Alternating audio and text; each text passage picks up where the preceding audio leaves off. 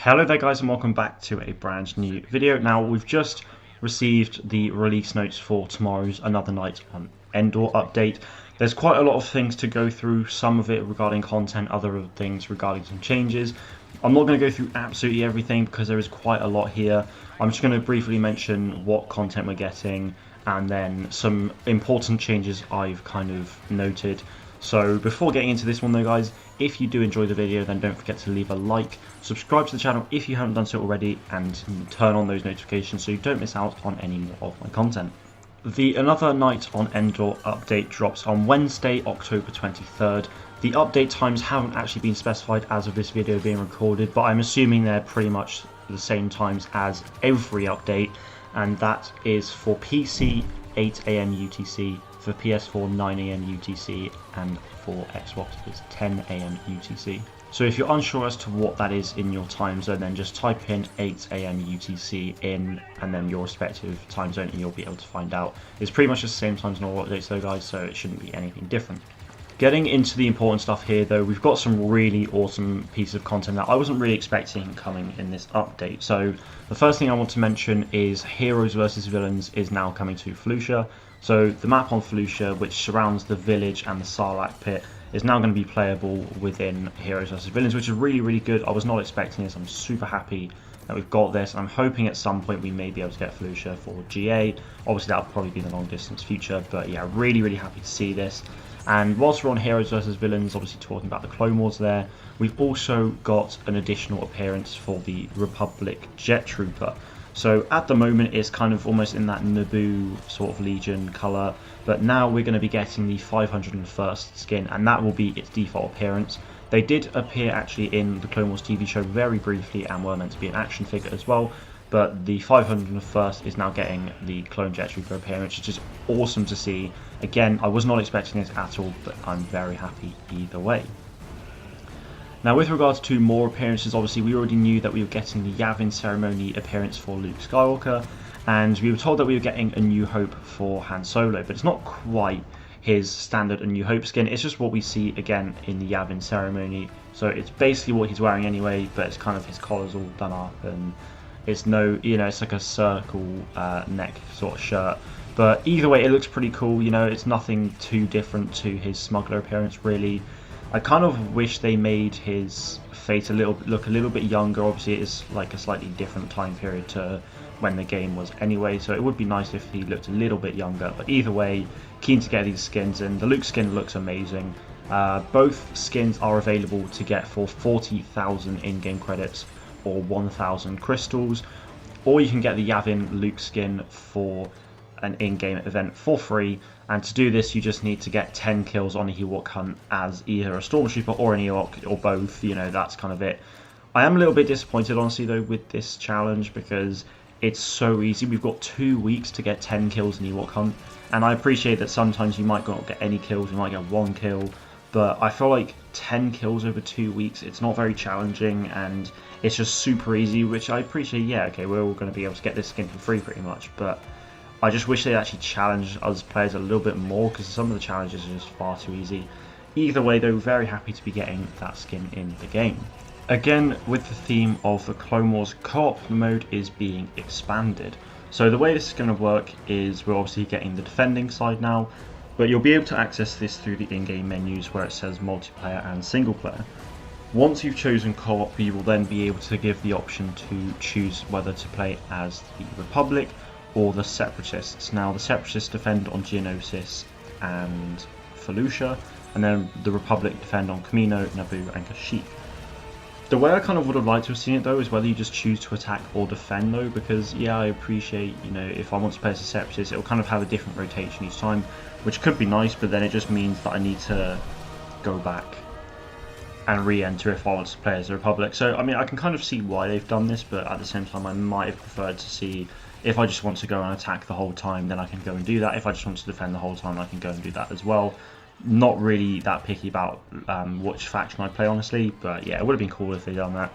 Either way, with co-op being able to have defense as well now, that is a really good change. So I think we'll hopefully give the mode some breath of fresh air as well, and we'll just increase the longevity of the mode. So that's pretty much all the content done. So now we're going to move on to some quality of life changes and some bug fixes as well that I think are definitely worth mentioning. So firstly, the officer flash grenade is being tweaked slightly to make it less obstructive, so it's obviously still going to flash, but it says here that it won't be as strong as staring into the Death Star exploding, so that is very good news. I'm hoping they've done enough, because obviously the officer's flash grenade is honestly more powerful than Leia's flash grenade, which I just don't think is right, and obviously the flash grenade can be super annoying, so very happy with that change. Hope it really makes a difference as well, and still obviously a viable option for the officers. Another thing as well, they've added a destructible objective on the final stage of the Separatist Dreadnought, very much like they did with the Venator the other week. So this is going to kind of make it even more balanced, I feel like, for the Separatists and the Republic, obviously on capital supremacy. Hopefully this makes it a bit better. Obviously we're not going to be just shooting at this one thing where you have to really get into the room. So yeah, that's good news. Hopefully that will balance things out a bit better. Of course, with the new Jet Trooper as well, the 501st is actually going to be the default appearances, so that the portrait for the Jet Trooper is also being updated. Another change I'd like to mention as well is that all heroes, reinforcements and troopers who gain health back from health on kill or health on damage will now be notified by a little health bar animation and a health icon as well. Obviously, like we recently had the damage reduction icon appear. I think that's going to be a really good change as well. It'll help players understand how much health they're really getting back, and just hopefully kind of subconsciously let players know more, a little bit more information anyway. And something else with the health bar and a few other UI elements as well is that above the head, then there's now added a darker background to improve readability. So I imagine these are things like when you level up, for example, they'll add like a slightly darker background to help you be able to read things a bit better. The stamina bar as well, they've tweaked the colour again for readability, and the player health bar has introduced some visuals to clearly define the amount of incoming damage you just took as well. So again, you'll be having an animation for the health bar going up, and obviously some more defined readability as well for health bar going down. Now there are a ton of hero changes, and I don't want to go through every single one. A lot of them are appearing to be that players will be able to move away and evade abilities a lot, well, not a lot sooner, but fractions of a second sooner than before. There are some hero changes I'd like to go through though, so I'm going to read this one word for word. So it says here that abilities are not staggered front-facing heroes who are blocking. If a player blocks an ability coming from the front, the hero will only perform a blocking animation, but will not be staggered by it. If a player blocks an ability coming from behind them, the hero will be fully affected by the ability, so blocking animation and staggering.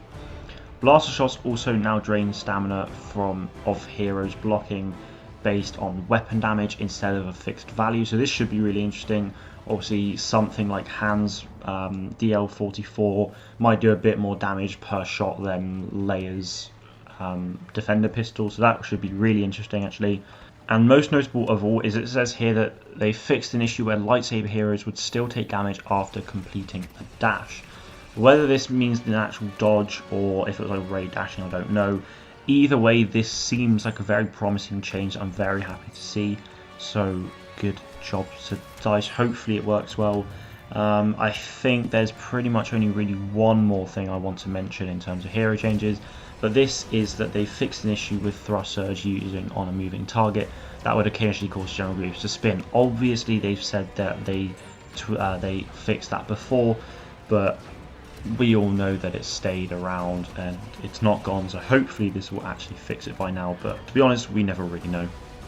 Either way though guys, this update seems to be a really good one coming up. It's a lot bigger than I expected it to be, in all fairness, which is a really nice thing as well. I was expecting it to just be a really tiny update, co-op defend, new map to Ewok, which to be fair actually isn't too bad, obviously along with 2 hero appearances.